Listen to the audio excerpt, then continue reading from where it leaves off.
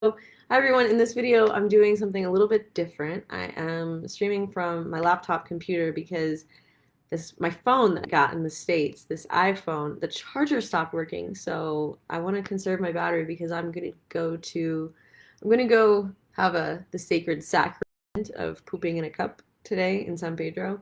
So I want to conserve my battery for that in case I want to show you guys the boat ride on the way.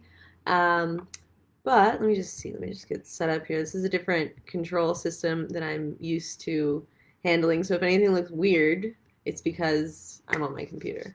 Um, let's see. Where do I see your comments? View insights. Forgive me while I figure this out.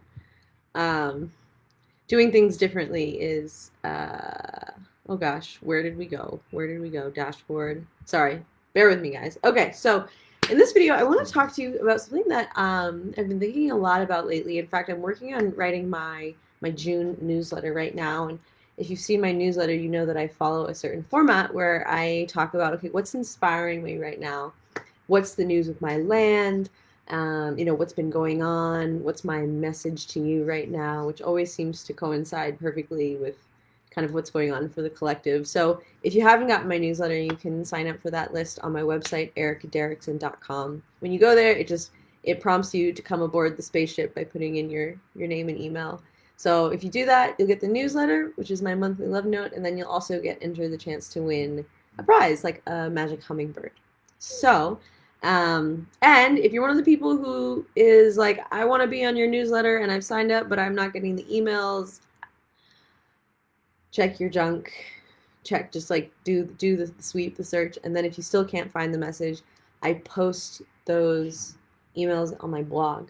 So I repurpose that content and I put on my blog. So there is a running trail that you can catch up with anytime you want at ericaderrickson.com/blog.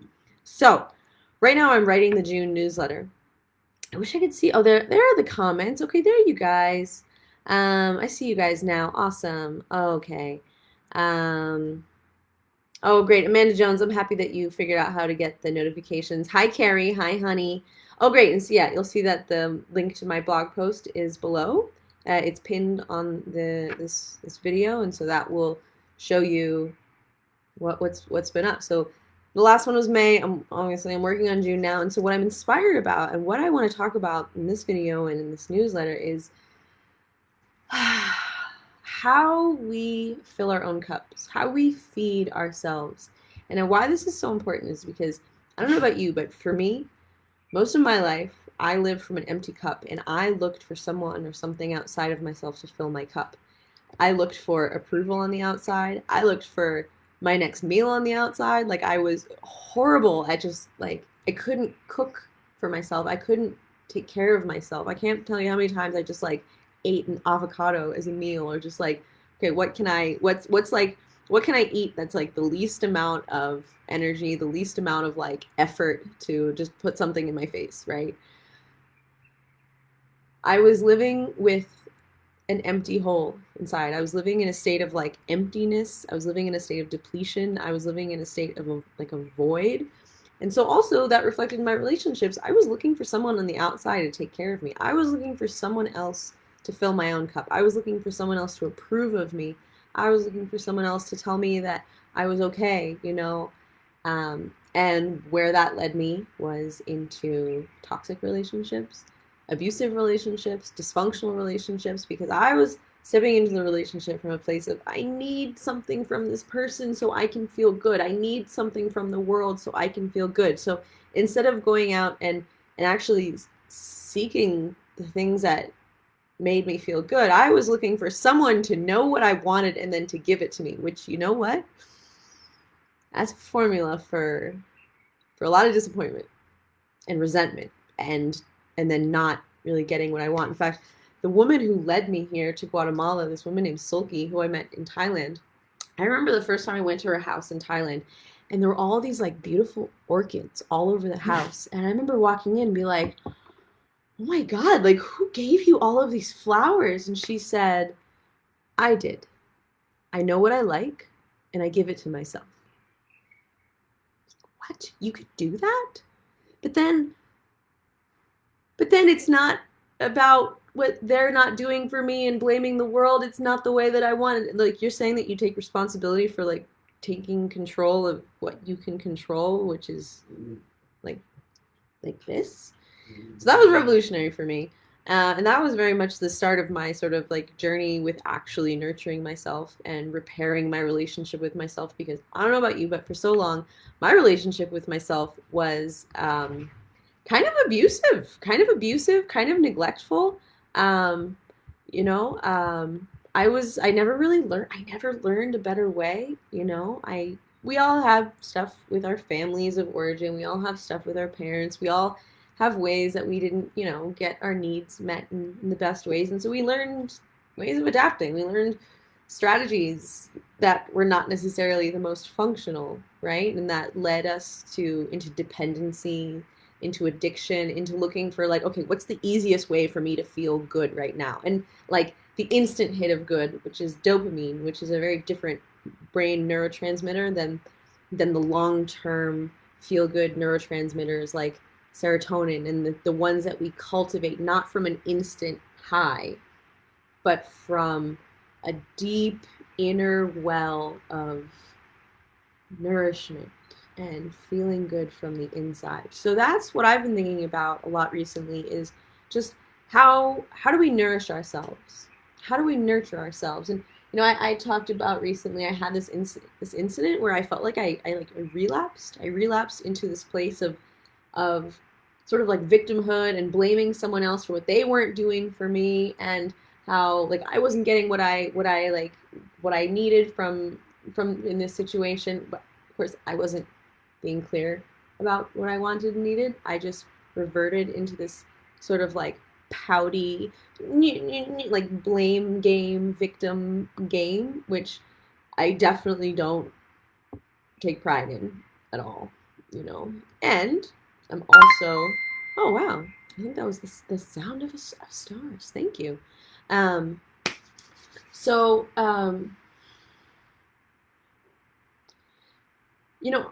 on this journey, like we are human, like we're not always going to get it right. Like it's going to be sort of like there's like an ebb and flow, just like the tide. So sometimes we're going to be doing really well. Sometimes we're going to feel like we're in the shit, right? The dark times. So one thing that's I think is important is one, just understanding that that's okay, and like taking the charge off of like the light and the dark. Like we don't get upset when it's night. We don't get upset when the tide goes out. Like we don't get upset when we exhale, and for that same reason, we don't have to get upset when we're going through a hard time. We can see it as part of the learning, part of the growing, and especially when we're in the hard time, that's the time to really up the self-care and up the nourishment, because a lot of times we go through the hard time and the triggers and all that stuff can come up because we don't feel cared for, because we don't feel safe, because we don't feel something that's so basic and essential, and maybe we're looking for that feeling from something or someone on the outside. So it's like, okay,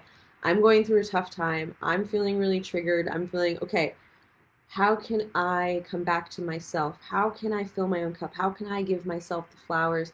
How can I connect deeply to myself? And one thing I was thinking about this morning is like, I think a lot of people are really lucky that they maybe have it easier, but for me, my baseline is kind of like dark and sad. Like left to my own devices, if I don't put in the work, I will downward spiral and I will revert to old patterns of victimhood, blaming other people, like comparing despair, I call it. Like I will sink to a dark place, right? And so something I'm really appreciating is like I have to stay vigilant and I have to keep up with my practices that help me feel good. Feeling good and joyful. Maybe on like an energetic, like pure innocence level of like love and light. Like love is my original coordinates. Like love is my truth. But no, in a lot of ways, like my truth, my baseline is sadness. There's a deep well of sadness inside of me. And left to my own devices, I will sink. I will sink below that surface, and I will be very, very sad, right?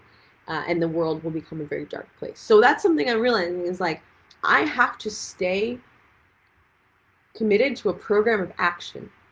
a spiritual program of action that keeps my head above the water. Not only keeps my head above the water, but that helps me start to levitate and float to new heights. So a very simple thing that I actually did this morning that really helped was I put on my favorite songs and I danced. I was here in my apartment and I danced. I put on Deep Connection, that's one of them, and then I put on Movement by Hosier. And I danced to those two songs, and that helped me get into my body and feel really good and just kind of like come back to my center. And of course, when I dance also, I'm getting my energy moving and I'm just like reconnecting to something so alive within me, right?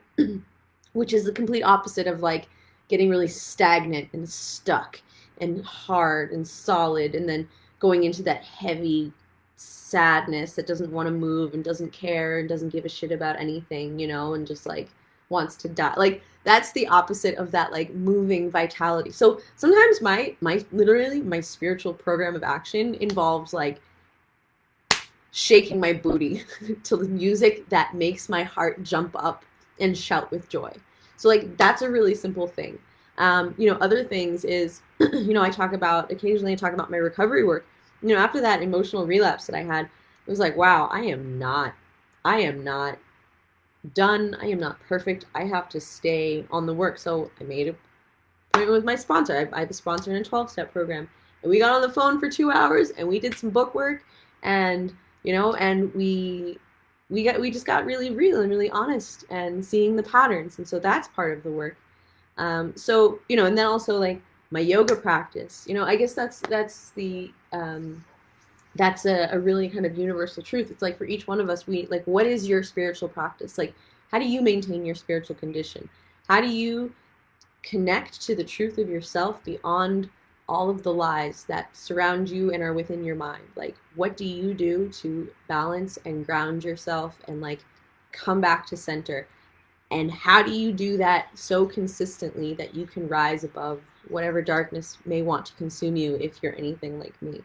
So, there's a lot to be said about, feeding yourself and feeding yourself like what you need, right? And I don't just mean food. I mean the kind of experiences that lift you up. Like if you need touch, like can you take yourself out to get a massage? Can you give yourself a nice bath? Like, can you give yourself that loving touch? Like, how do you fill your own cup? Because here's the thing, if your cup is empty, and if you're always feeding other people and always serving other people and always doing things for others, and giving your life force energy to others, then when you come into relationship with other humans, you're coming from a place of need. You're coming from a place of emptiness, and there's like this giant energetic sucking sound, that people may subconsciously feel from you, where you're trying to just like get something from them because you haven't given it to yourself. So the beauty of filling our cup, which some people judge as selfish, it's selfish to take care of yourself. Actually, I think it's selfish not to, because you're causing a lot more harm in the world when you're trying to vampire from other people to fill your own cup, rather than coming and showing up in the world as like an overflowing fountain of vitality and life and energy and willingness and joy, because you've cultivated that.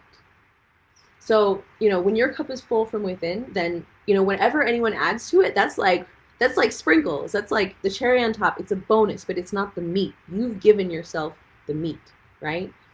And so, that can put a lot of pressure on relationships when, and I know, very well, it can put a lot of pressure on relationships when we come needing something from them and having an agenda. That's also another thing. I was listening to this great Ram Dass talk the other day about relationships. It's like, if you have an agenda for another person, if you want something, if you're trying to get something from them, then you're actually not creating safety in your relationship. You're not creating safety for them to be who they are, to make their own choices, to do what feels right for them, because you're trying to essentially use them to feel better, like a drug. And that's the thing. That's the thing about, and I saw the great Teal Swan thing yesterday about, it's like when people take drugs, or when they do, when they do things that are hurtful or harmful, it's like they're choosing between a lesser pain, right? And so if I'm walking around with all this pain inside, I'm going to look for anything to make me feel better, whether that's a drink or a drug or a new exciting relationship or sex or other people's approval. And, that can be the real addiction. We're just trying to feel better. We're just trying to get a hit to feel better. So how do I, instead of looking for these quick instant fixes, how do I go to the root of myself and start to cultivate that nourishment from within? And so one thing that's really important in this process is you have to know yourself. You have to know what you like. You have to know what you don't like. And you have to stop putting energy towards the things that you think you're supposed to want because culture or other people want them, or you think you're supposed to want this or that. You think you're supposed to do this. You think you're supposed to just, try to make as much money as possible and put all your energy, because that's like, no, maybe you want to chill out in the mountains and just sing to trees. That's kind of where I'm at right now. So this process of really filling our cups really requires that we get to know ourselves more and more and more, because the more we know ourselves, the better we can take care of ourselves. And consequently, the better we take care of ourselves, the more we can naturally be in that state of joy and then show up for our family, our friends, our community as like joyful beings ready to serve from that place. It's like, this is one thing that Luke teaches me all the time. Thank you. Luke teaches me this all the time. He is serving from a place of joy. He is showing up in the world from a place of joy. He is the man who is singing and dancing and creating art and is following his heart and empowering others and doing charity and taking care of children and all these things. And all of the ways that he's serving, comes from a joyful place, not from a place of trying to impress anybody, not from a place of trying to please anybody, not from a place of trying to win or profit or succeed or look good. And that's a really great example. There are not many people who are examples of this. So let me just go down, just checking on you guys really quick. So Jane, that's a good point. I started taking for granted when I'm feeling well, so I stopped doing these things that help me feel so well. So yeah, Jane, exactly. That's one of the hardest parts and the most important things to remember is that you take care of yourself, especially when you feel bad. And you take care of yourself, especially when you feel good. Because I don't know about you, but I used to take antidepressants. I was on a clinical dose of antidepressants for many years. And I remember there were times when I was feeling so good and I was like, oh great, I don't have to take the antidepressants anymore. And then I would stop taking the antidepressants and then I would sink back into depression. So I'm not saying that taking antidepressants is the answer. What I am saying is that our daily reprieve is contingent on the maintenance of our spiritual condition. Our daily forgiveness from the pain that is part of our being is dependent on our ability to be consistent with the work, to be consistent with those things that make us feel good. And that could be as simple as walking across the garden and picking a flower for yourself and doing it for yourself. That could be as simple as taking some time to taking a day to shut off everything and just read your favorite book that you've been wanting to read forever. That could mean, the hot bubble baths. I'm a big fan of hot bubble baths. That could mean a lot of different things, but we have to be consistent and we have to not be deceived that we've ever arrived and that we've ever been fixed. Not to say that we're broken, but there is no arrival. There's only a daily maintenance, just like a garden. You can think you have the most beautiful garden in the world and then you're like, all right, I'm done, step back, done, the garden is done. And then, you know what? At first it'll be fine, but over time, things will start to be overgrown, things will start to get messy, things will start to rot, right? And so such is the exact same with the garden of us, the garden of our lives. We must be consistent gardeners. We must be observant. We must walk quietly in the garden and see what's happening. We must be attentive. We must not be distracted. We must be so present that we can recognize when something is falling out of alignment, right? Our alignment is our chief coordinate towards our well-being, right? And if we're not paying attention, very, very, very slowly, almost imperceptibly, we can come out of alignment. And then, a few weeks later, we're like, how did I get here? How did it get so dark again? It's like, well, honey, you stopped doing the work. So are you ready to pick it up again? Are you ready to pick up the shovel and the shears and get back to work?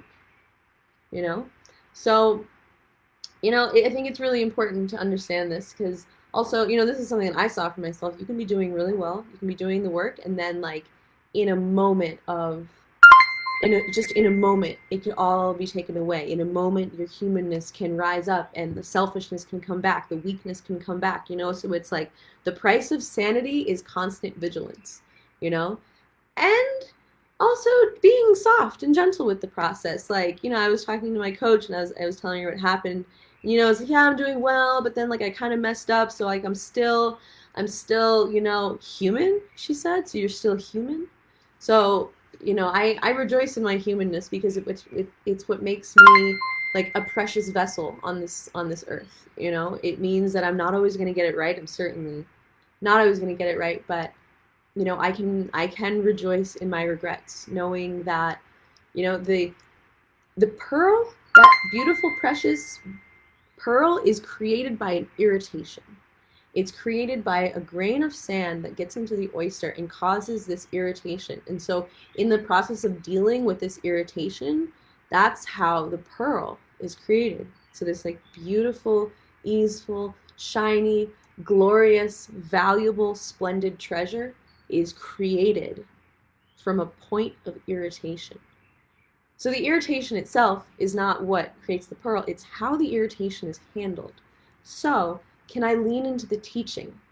Can I lean into the opportunity? Every resistance that we face in life creates within it an opportunity for our growth, if, depending on how we respond to that grain of sand, depends on the shininess of the pearl that we're going to get. So when I am upset, when I am triggered, how can I look at that experience? How can I look at that opportunity and be like, all right, what just happened? How did I get here? How did I create this within my mind? How did I create this within my choices, right? So so this is a process of really learning to own our choices, our emotions, our reactions. And when we do that, then we are no longer a slave. We are no longer a slave to what other people do or don't do. We are no longer a slave to external circumstances, right? When I choose joy, when I choose to cultivate joy, even in the darkness, that's when I truly become free. I used to think that freedom was, having the money to do whatever I want and go wherever I want and do what just do whatever I want, right? But no, now I see that true freedom is freedom from bondage, from slavery to the addiction, the compulsion to please, the compulsion to, I can't be without this thing. No, okay, cool. I'm uncomfortable and I'm okay.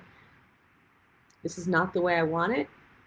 And I can still laugh and smile because life is a beautiful blessing, a miracle, a symphony unfolding before my very eyes. And am I going to bind myself to controlling one thing to have it the way I want it, or can I step back and see the glory of the whole painting? Or am I just going to get upset by that, these little dots are not the way that I want it, right? So it's like, okay, so breathing, coming back, and also really setting the, a big part of this formula is just really setting the intention to align with source, align with this thing they call God, aligning with that higher power that's greater than our lower fears and doubts and even desires. How is it that the higher power looks upon me? How am I, a blessing, a channel, like a little bundle of joy that this higher power put here, and how can I operate from that knowing, right? So, is there anything else? Yeah, just, this is it. We're in it, and we're learning, and we're growing, and you don't have to get it perfect, and you can celebrate your humanness, and you can rejoice in your regrets because there's some of your greatest teachers in your path, and may each one of your regrets help you better recognize and see yourself, right? Because on this journey of really learning how to give yourself what you need to be happy, first things first is we got to see ourselves. Sometimes that really sucks. Sometimes that's hard, especially if we don't like what we see, especially if we're disappointed by what we see, especially if we would rather not see what we're seeing and try to cover it up and run and hide from it. But it takes a lot of courage to stand there and to show up, and to show up for yourself, and to show up for your own evolution, and to show up for your own development, right? As a sacred vessel on this earth, because that's ultimately you are. Like we're all sacred and we're doing the best we can. And yeah, we make mistakes, and yeah, we dip into darkness just like the sun does, and it's okay. So to hold ourselves with compassion, and then just remember, like, it all starts with you. It starts within you. So stop looking for the next quick fix and start being patient with yourself and really seeing, like, how can I nourish myself today? How can I give myself something today that really feeds me? How can I feed myself today? How can I give myself the thing that I've been so long hungering for and seeking for on the outside? So it's like, Erica, I approve of you. I love you. I care for you. I nourish you. I nurture you. I celebrate you. I celebrate you. I celebrate this life, and I don't need anyone else to do it, to show me the way. Like, I can lead the way for my own joy. I can lead the way for my own gratitude and my own spirit of really being present to the blessings in my life. That's me. If it's going to be, it's up to me. I'm no longer waiting for a Prince Charming. I'm no longer waiting for a rescuer to step in and fix it or do it for me or lift me up or give me the blank check or the magic pill. Forget it. Forget it. The buck stops here. Here. Here. So may you feed yourself. May you give yourself what you need. May you have the clarity to know what that is and the bravery to speak it and to ask for it and to stand for it. May you have the courage to disappoint others in the name of filling your own cup so you can show up even more fully, even more joyfully for them. May you have the courage to do that work. May you have the willingness to see with an open mind. May you have an open mind. May you step into new territory that may feel unfamiliar. That may feel so unfamiliar. And yet, hold the golden threads towards your highest fulfillment. It's up to you to take the steps. It's up to you to recognize what patterns are keeping you in that darkness. What patterns are bringing you back down and down and down again? What is it? How are you doing it to yourself? May you have the eyes to see how you're doing it to yourself. May you recognize how you are creating the suffering that you then resist and complain about. Hi, buddy. Hi, buddy. Hi, buddy. You want to say hi to my friends? Who's a good boy? Who's my good boy? Hi, good boy. Hi, good boy. So I was like, oh, we giving out love? Is it love time? I'm coming. All right, guys. Okay, so I am going to head off. I'm going to San Pedro, so I will probably come back to you guys with some live videos from my actual phone. So again, this one was from my computer, right? So if things felt a little different, it's because they were. I'm just going through the comments now. Yeah, hi, Michelle. Hi, Carrie. Hi, honey. Corey. Hi, Corey. How do I suggest people do which? How do I suggest people do which? People do which? People do which? I think the most important part of this, of everything I'm saying, I feel like I'm shooting and zapping a lot of things at you, is like, know thyself. I feel like this is what a lot of the greatest teachers have really boiled it down to, is like, know thyself.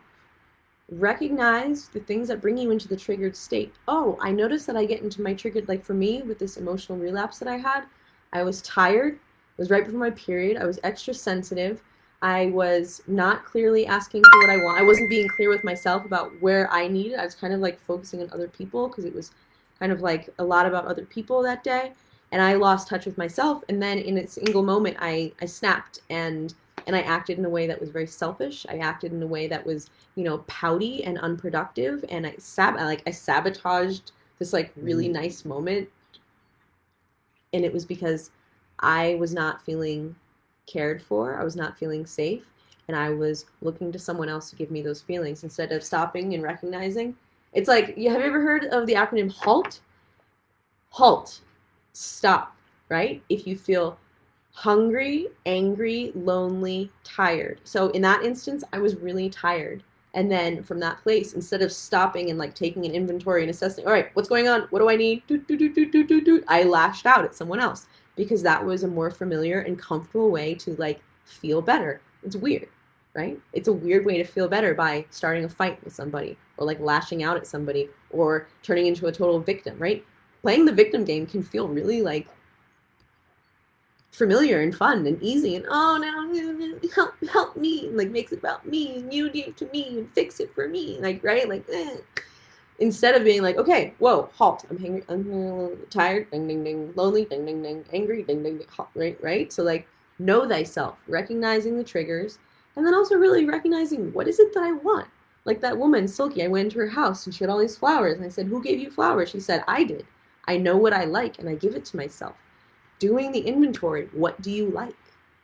How can you give that to yourself as a practice, as a spiritual program of action, of loving yourself in action, through your actions, through your consistent actions? You don't have a problem loving other people through your actions. You don't have a problem showing up for other people with your actions. You don't have that problem, and I know it because I know it, because I know it. How can you apply that same commitment to yourself? Because how you feel is not dependent on what someone else does or does not do for you. And even if it does for a moment, that's fleeting. Because then you're on to the next thing, right? You may get an instant hit of dopamine, but that fades because that's what dopamine does. It fades. So how do you create that long-term sustainable upliftment of yourself? Because if we don't, we will sink. Maybe we're just those kind of people. I'm that kind of person. I wish I wasn't this kind of person, but I am. And so that's why I have to stay committed and diligent and vigilant, because the price of sobriety, the price of sanity is constant vigilance. And our daily reprieve, our daily forgiveness from the pain is contingent on the maintenance of your garden, the maintenance of your spiritual condition, the maintenance, the repeated effort, the repeated labor, the repeated things you do when things start falling apart. You patch up the hole, you do this, and you don't wait till it gets really bad, because we know if you wait till it gets really bad, it's harder to clean up. So doing that maintenance, to be present and aware of what needs tending to, what parts of you need to be tended, what parts of you have you cast aside, what parts of you have you pushed aside because you've made other people more important. Find those things. They are there and they are calling to you. Don't wait for an illness or a sickness or an accident to get your attention, to make you stop and slow down and finally listen and pay attention. Don't wait for that unless you would really love that. I don't know about you, but I don't love that. So, all right, guys, I'm going to wrap up for here. Thank you so much for being with me. And stay tuned for my next newsletter, where I'm going to be talking all of this, but in a written form. So if you're not part of that already, just go to my website, ericaderrickson.com, and sign up for the newsletter where prompted. So thank you guys for joining me. I'm off to San Pedro, and I will probably do some videos from there. I love you guys very, very much. And